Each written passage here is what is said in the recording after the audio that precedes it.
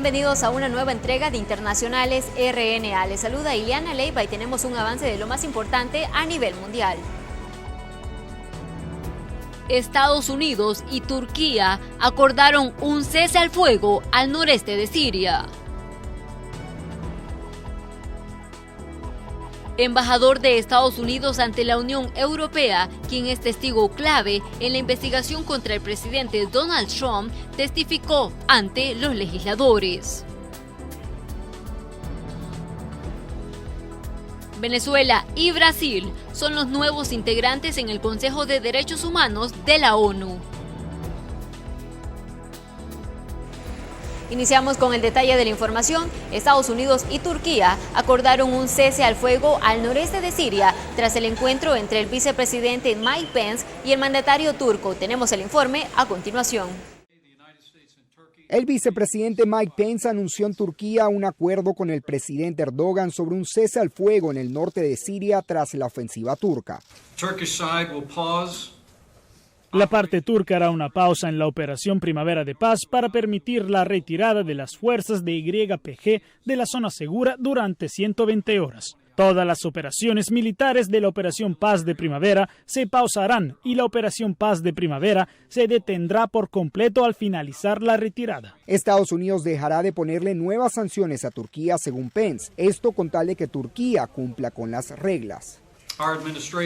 Nuestra administración ya ha estado en contacto con las fuerzas de defensa sirias y ya hemos comenzado a facilitar su retirada segura de la zona segura de 32 kilómetros de ancho. Estas fueron las declaraciones del presidente Trump tras el anuncio del acuerdo. Como grupo, quiero agradecer a los kurdos porque estaban increíblemente contentos con esta solución. Esta es una solución que realmente les salvó la vida con franqueza. Así que hemos hecho una gran cosa para nuestros aliados. Si no hubiésemos hecho un enfoque de amor duro, poco convencional, nunca hubiésemos podido lograrlo. Horas antes del anuncio del acuerdo con Estados Unidos, el presidente turco Erdogan rechazó la idea de una mediación. En la historia de la República Turca, como Estado, no ha habido tal cosa como sentarse en una mesa con una organización terrorista. Y a partir de ahora, nadie debería esperar algo así de nosotros. Y no estamos buscando a un mediador o cualquier cosa. No lo necesitamos. Leonardo Feldman, Voz de América, Washington.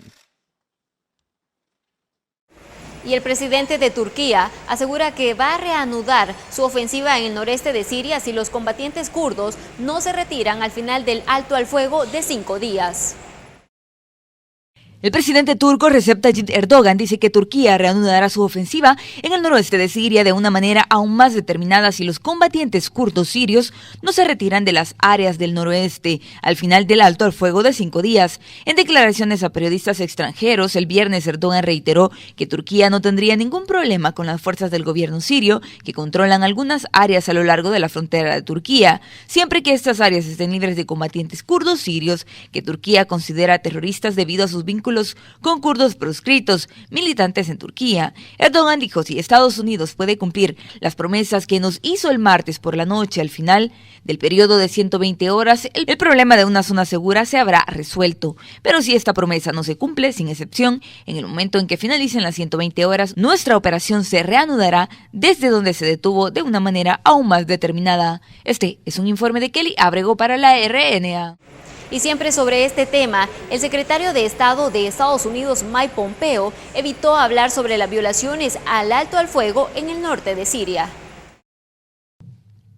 El secretario de Estado de Estados Unidos, Mike Pompeo, se negó a responder preguntas sobre violaciones del alto al fuego en el norte de Siria este viernes. Los periodistas le hicieron preguntas al diplomático mientras estaba fuera de la embajada de Estados Unidos en Israel. Pompeo llegó allí desde Turquía, donde había acompañado al vicepresidente estadounidense Mike Pence durante las conversaciones con el presidente turco. Después de horas de negociaciones, las dos naciones acordaron un alto el fuego de 5 días en la ofensiva de una semana de Turquía contra combatientes kurdos en el norte de Siria. Pero los periodistas vieron el viernes continuos combates en una ciudad en el centro de la lucha entre Turquía y las fuerzas kurdas. A pesar del alto el fuego negociado por Estados Unidos, se pudieron ver bombardeos y humo alrededor de Ras Shalala. Este es un informe de Kelly Abrego para la RNA. Y ahora vamos a cambiar de información y es que el presidente Daniel Ortega arremetió contra la Unión Europea al afirmar que los países del bloque se han sumado a las políticas injerencistas de Estados Unidos contra Nicaragua. El español Pelayo Castro es el nuevo embajador de la Unión Europea en Nicaragua. Durante su acreditación como diplomático, el presidente Daniel Ortega criticó la posición de la Unión Europea frente a la crisis social que enfrenta el país desde hace más de un año. ¿Cómo se podrá promover diálogo con la Unión Europea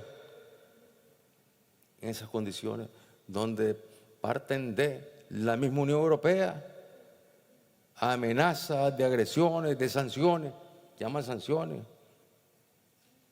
pero realmente son agresiones? Y es que recientemente la Unión Europea aprobó un marco legal que le permite aplicar sanciones a funcionarios nicaragüenses involucrados en las violaciones de derechos humanos.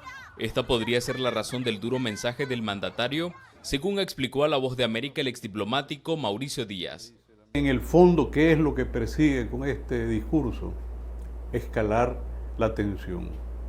Para mí él está tratando de que la comunidad internacional actúe más rápidamente contra su gobierno y de paso contra la nación nicaragüense, porque sin lugar a dudas nos va a afectar a todo el país. La Unión Europea, conformada por 28 países, ha exhortado al gobierno de Nicaragua a tener voluntad política para resolver el conflicto, que según organismos de derechos humanos ha dejado 328 muertos. Donaldo Hernández, Voz de América, Managua. Con esto hacemos nuestra primera pausa, pero no nos cambie porque hay más información internacional.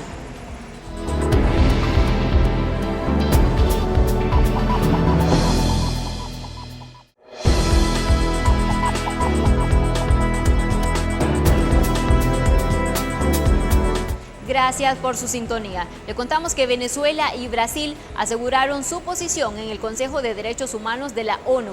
La decisión favorable a Venezuela ha generado fuertes críticas. Entre aplausos fue recibido el resultado de la votación de la Asamblea General de la ONU, donde se escogieron a Brasil con 153 votos y Venezuela con 105 para ocupar por los próximos 3 años las 2 sillas disponibles en el Consejo de Derechos Humanos.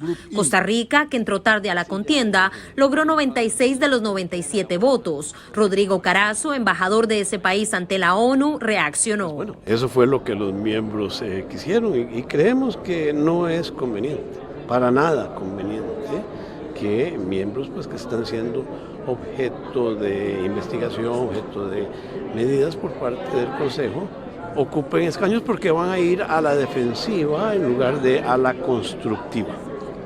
El embajador de Venezuela ante Naciones Unidas, Samuel Moncada, por medio de su cuenta de Twitter, reaccionó después de haber participado en la votación que se llevó a cabo en el recinto de la Asamblea General de las Naciones Unidas.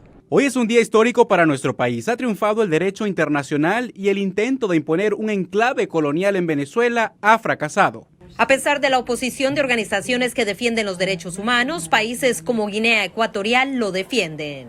Felicitamos este resultado, que es un fiel reflejo de que Venezuela pues es un país que tiene que estar dentro de los organismos de las Naciones Unidas. Mientras, el embajador de Colombia ante la ONU, Guillermo Fernández de Soto, manifestó su rechazo. Esperamos que haya sensatez en el Consejo y no tenga ningún tipo de protagonismo que pueda afectar el trabajo del Consejo. Celia Mendoza, Voz de América, Naciones Unidas. Continuamos hablando siempre sobre este país y es que el 60% de la población venezolana está en riesgo nutricional por baja ingesta de calorías, según la encuesta de condiciones de vida. Médicos advierten que a largo plazo habría consecuencias para la salud de los ciudadanos. Ya lo advirtió este año la Agencia de Naciones Unidas para la Alimentación. En Venezuela, 6,8 millones de personas pasan hambre y 2 de cada 10 venezolanos confiesan que no desayunan, según la encuesta de condiciones de vida elaborada por 3 universidades del país. cifras que, de acuerdo con especialistas, tendrán efectos en las próximas generaciones.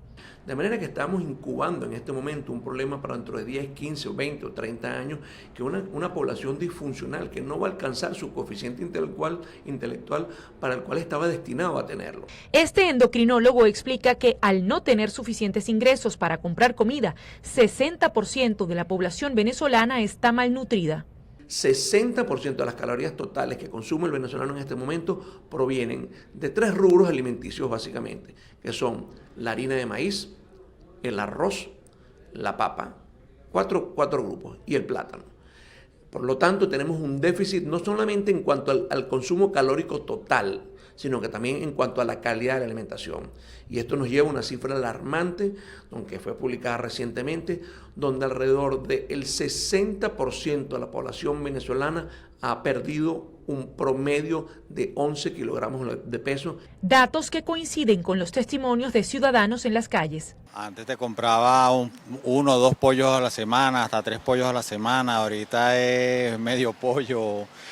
O compró, son muslos, no, los compró así, detallados, pues, por decirlo. ¿En su casa han bajado de peso? Sí, cómo no. Por ejemplo, ¿quiénes del grupo familiar? Yo he bajado de peso, yo bajé de 30 kilos. A mucha gente, mira, todo el mundo ha perdido peso. Tú ves a los viejitos perdiendo peso, no tienen con qué comer. Ahorita, por ejemplo, tenemos una persona que está sufriendo ahorita la enfermedad de cáncer y los alimentos tienen que ser especiales para él. Y nos ha costado porque de verdad está bastante costoso lo que son las verduras, las hortalizas. El gobierno en disputa de Venezuela anunció hace un par de meses el Plan Nacional de Distribución de Proteínas, donde se garantiza la distribución de 20.000 toneladas de proteína animal mensualmente a nuestro pueblo. La encuesta de condiciones de vida también revela que 79% de las familias venezolanas han reducido sus porciones de alimentos por no tener suficiente dinero para comprarlos. Adriana Núñez Rabascal, Voz de América, Caracas. Y en otros temas, migrantes hondureños regresan a casa luego de pasar una larga y dura travesía en busca de llegar a la nación norteamericana. Decenas de hondureños retornaron en las últimas semanas al país luego de intentar migrar a Estados Unidos. La inseguridad, el desempleo y la corrupción siguen siendo los factores para emprender ese camino para muchos de ellos. Para algunos hondureños, su travesía es parte de su historia. Miguel Moncada es uno de ellos y relata lo que vivió al momento de buscar ese sueño americano. Sí, arriesgarme siempre, pasarme el río, los malos tratos también de los coyotes. Y yo la verdad le aconsejo a la gente que va con niños, no le recomiendo que se vaya así en esos viajes. Entonces esa misma persona lo entregan a otras personas, ya sea zetas, ya sea del cartel. Otro caso que conoció La Voz de América es el de Gladys Moncada, quien asegura no volver a intentarlo. Cuando llegué a México, sufrí mucho abuso por las autoridades, que todo era dinero y nos dejaron sin ningún peso en la bolsa y de ahí no teníamos dinero para comprar comida. Hasta ahora los programas del gobierno de Honduras para los migrantes retornados se orientan a convenios con sectores empresariales o trabajos de medio tiempo, explican autoridades del trabajo. Entonces tenemos que buscar cómo estas personas que vienen retornadas, que obviamente pasaron por un proceso con la Cancillería los trata, efectivamente nosotros el Servicio de Empleo va a tratar de hacer la inserción laboral con la empresa. Como ellos, son muchos los hondureños que día a día buscan llegar a los Estados Unidos. Unos lo logran, otros perecen en el intento. Óscar Ortiz, Voz de América, Tegucigalpa. Hacemos una breve pausa, pero al volver hay más información del mundo.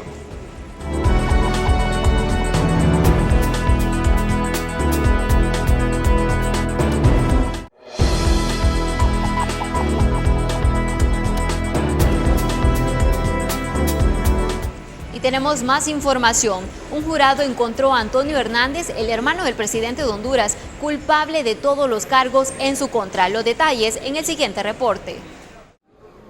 Juan Antonio Hernández ha sido hallado culpable de los 4 delitos de los que lo acusó el gobierno de los Estados Unidos relacionados con narcotráfico, porte de armas, conspiración y falso testimonio. Los únicos detalles de los que no fue hallado responsable es cuando se decía que había utilizado artefactos destructivos para proteger la droga que llegaba aquí a los Estados Unidos, pasando primero por Honduras, por Guatemala, y todo esto por el trabajo que habría llevado a cabo con algunos narcotraficantes narcotraficantes, tanto hondureños como guatemaltecos, como lo fue el último testigo cooperante en medio de este caso, quien conocimos como alias Chan. Precisamente él estuvo aportando más detalles del trabajo que habría realizado y habría quedado completamente comprobada su relación en estos delitos de los que lo acusó el gobierno, cuando después de pruebas y de 11 testigos que se sentaron al estrado, los 12 jurados decidieron hallarlo culpable de manera unánime. Desde la Corte Federal del Distrito Sur en Manhattan, soy Laura Sepúlveda de La Voz de América desde la ciudad de Nueva York. Continuamos con más hechos y es que en Hong Kong los legisladores opositores interrumpieron la asamblea generando descontento y varias críticas. La jefa de gobierno de Hong Kong, Carrie Lam, volvió a verse expulsada de la Cámara Legislativa el jueves debido a protestas de la oposición. Legisladores pro-democracia gritaron y ondearon carteles que mostraban a Lam con las manos manchadas de sangre, lo que llevó a que los guardas de seguridad la escoltaran fuera de la sala y la sesión del jueves quedara suspendida. Esto ocurre tras el violento ataque a un líder del movimiento de las protestas que sacuden a Hong Kong desde hace 5 meses. El miércoles, las protestas impidieron a Lam ofrecer su discurso anual en la Cámara, así que lo difundió más tarde por televisión. Los incidentes en el Consejo Legislativo y el ataque del miércoles por la noche a Jimmy Sham por parte de agresores armados con martillos y cuchillos daban un giro dramático en las protestas que sacuden la ciudad desde junio. Sham pasó la noche en el hospital y se creía que las lesiones que sufrió en la cabeza y el brazo no ponían en riesgo su vida, según la cadena estatal RTHK. Manifestantes y policía han mostrado niveles de violencia inéditos en el territorio desde que Gran Bretaña devolvió la excolonia al gobierno chino en 1997. Antes de marcharse, Lam reiteró que su máxima prioridad era poner fin a la violencia, que ha afectado a la economía local y a la reputación de Hong Kong como un centro financiero de negocios seguro y donde se cumple la ley, con un sistema judicial sofisticado e independiente. Tenemos más información internacional en el siguiente resumen.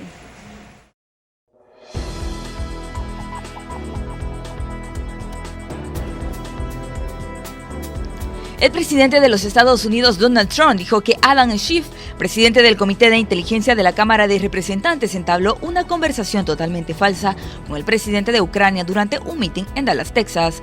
Estaba haciendo referencia a una llamada telefónica que tuvo con el presidente de Ucrania, que ahora es el centro de una investigación de juicio político. Miles de personas se manifestaron en la norteña ciudad catalana de Girona como parte de una huelga separatista en toda la región. España se prepara para un 5º día de protestas por la condena de una docena de líderes catalanes independentistas. Se espera que 5 marchas de decenas de miles de personas de pueblos del interior converjan en el centro de Barcelona este viernes por la tarde para una protesta masiva con estudiantes y trabajadores en huelga. Las protestas nacionales paralizaron el Líbano cuando los manifestantes bloquearon las carreteras principales en un segundo día de manifestaciones contra el manejo del gobierno de una grave crisis económica y la clase política de todo el país.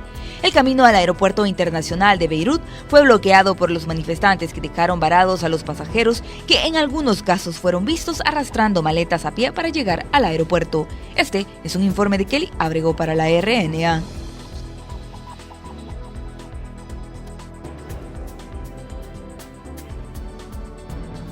Así finalizamos esta entrega de Internacionales RNA. Gracias por su sintonía.